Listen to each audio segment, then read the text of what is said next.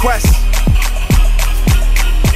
Yeah, look at here. Quest out of the Nikki, drop it like a back connection. I'm up in this again like a track infection. Where the veins got 'em.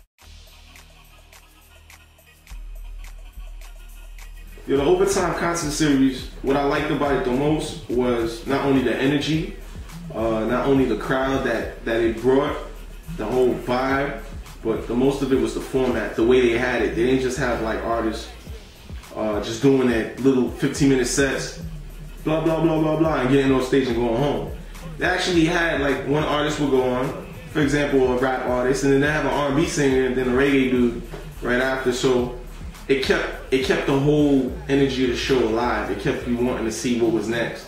And then besides that, the artists were actually in the back getting to know each other because they had to wait to get on. See, what that does is it breaks down how the artist will perform 15 minutes. He'll bring a crowd of like 50 people. And the minute he gets done with his set, what they do, they're gone. So now people actually have to stay and enjoy, you know, the other artists is actually on that format. And you know, I loved it, man. I didn't care. I was jumping on speakers. I was hanging on balconies. I was, you know, it was crazy, but it was a great experience. You know, I loved it. I'll do it anytime. Anytime they call me, I'll do that show again. Well, first things first is to get your career going in the right direction, you have to surround yourself around good people, professional people who are determined, people who have a passion and believe what they do. See, in my earlier times as Quest, when I first started, I had a lot of managers who claimed to be management. They lead you in the wrong direction. They're having the artists do the wrong things they're supposed to do. Like when you're supposed to be in the studio or at a show or preparing for something, you're in a club popping bottles. When you're supposed to be saving money for a budget, you shopping. And finally I got a chance to meet William Garn, which is my manager now. And you know, I admire his professionalism, and we were friends before. And I sat down and I seen he had the same drive and passion as myself, and we made it happen together. And you know, we on the same mind frame. We're determined. We have the same passion. We make sacrifices for this music, and you know, he's one of the reasons why I'm as far as I am. I surrounded myself around good people, people who were in the game to get ahead and be successful, and not just the showboat. You know what I mean?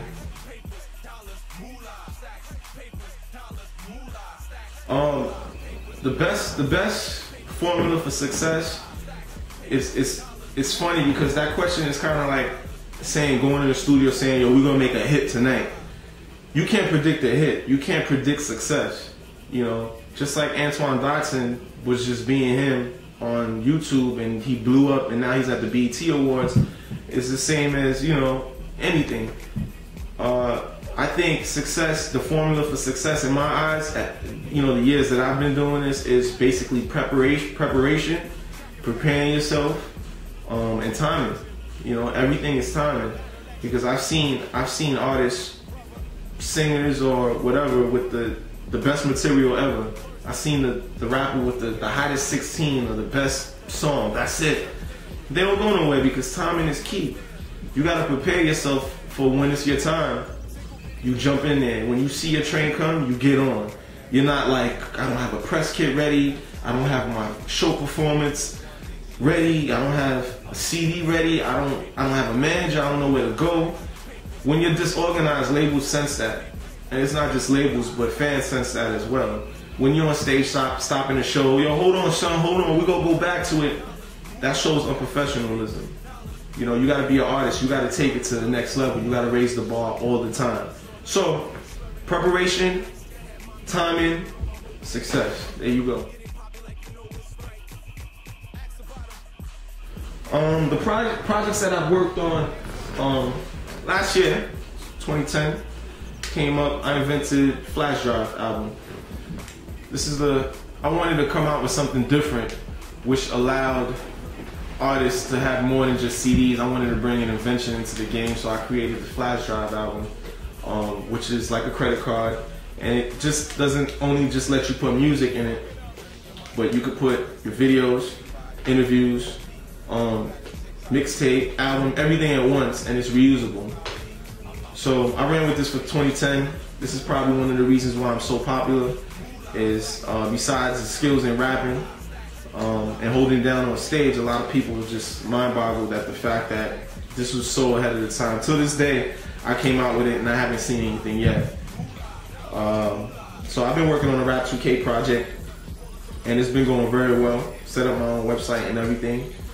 But as what I'm working with right now, just finished my new single Moolah, which just got broken on Hot 97 and Power 105. It's doing very well. I'm having people request it. I just shot a video for it, directed by Crossfades. Wonderful video. I'm talking about Steven Spielberg cameras. And so far so good, man. You just gotta keep getting ahead, you know, never stop, keep going to the studio, keep recording. Same way as Kobe Bryant in the gym practicing. You never know what the next game might bring.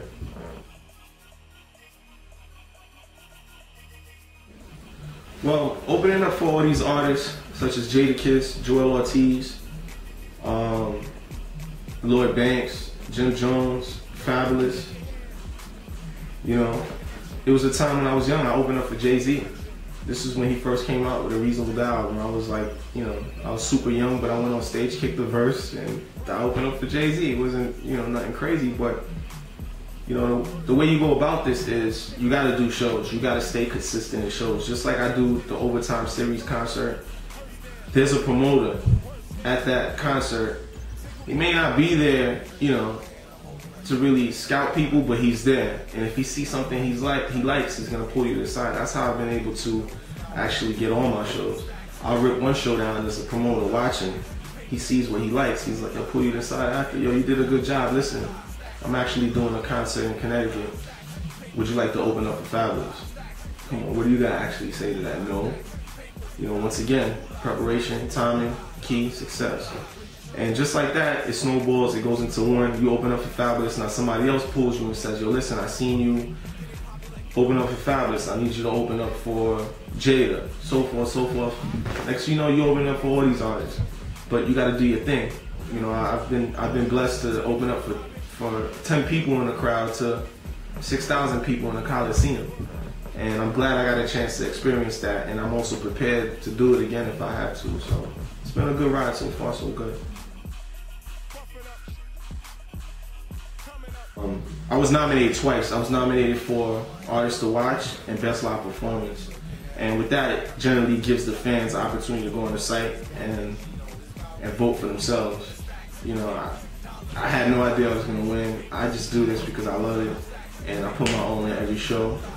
And one day, went to BB King's, and I was nominated both of those awards, and I walked home with an actual Underground Music Award. It says Quest Artist to Watch, and this was my biggest accomplishment for 2010, because you know, it always feels good to know when you put your hard work into something and you get acknowledged. You know, whether it's Underground Music Award or a Grammy or Oscar, you know, this meant a lot to me. Just know that I'm on the right path to keep going. And, you know, you can't stop, man. When you get something like this, you want something bigger. You know, you never know. I'll probably win a Super Bowl after this. But, you know, that's the biggest award I've ever won so far. Well, what I could say to artists, as a words of wisdom, as somebody told me, you know, follow your dreams. Don't ever get sidetracked. A lot of people get sidetracked. You know, they listen to a lot of things other people have to say. Haters, you know, mismanagement, or people who just think that they know where your career is going. You got to go with your gut feeling, how you feel. But at the same time, be business minded. Know that this is a business. You know that you want to mix your art with business. You can't get too emotional when somebody tells you a song should be changed or it's not as good. You know, sometimes you gotta accept criticism, but try to perfect your craft and be the best business-minded dude coming into the game. You know, open your mind, see different things, you know, try different things, try different songs. Don't stay in that little New York box everybody's staying in. Do an up-tempo song, do a house song, do a techno song, do a slow song.